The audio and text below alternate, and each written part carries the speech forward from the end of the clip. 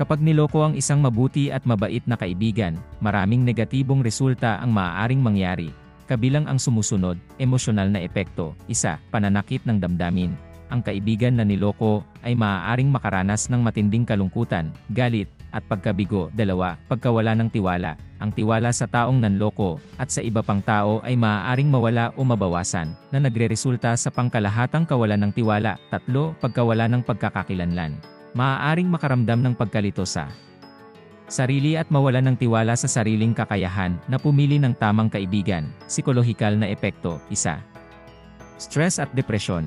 Ang pagiging niloko ay maaaring magdulot ng matinding stress at depresyon, na maaaring magresulta sa pangmatagalang psikolohikal na problema. 2. Anxiety. Maaaring magkaroon ng matinding pagkabalisa at pangamba sa mga susunod na pakikipagkaibigan. Epekto sa relasyon. 1. Paglayo sa mga tao. Maaaring magsimulang umiwas sa pakikipag-ugnayan sa iba na nagreresulta sa pagkakalayo sa ibang kaibigan at mga mahal sa buhay. 2. Pagkawala ng mga kaibigan. Ang pagkakaloko ay maaaring magdulot ng pagkaputol ng mga ugnayan, lalo na kung hindi nauunawaan o nakikitaan ng suporta mula sa iba. Epekto sa pangkabuhayan. 1. Pagbabago sa trabaho. Ang emosyonal at psikolohikal na epekto ng pagkakaloko ay maaaring makasira sa kanilang pagganap sa trabaho, na nagreresulta sa pagbaba ng produktibidad o pagkakatanggal sa trabaho. 2.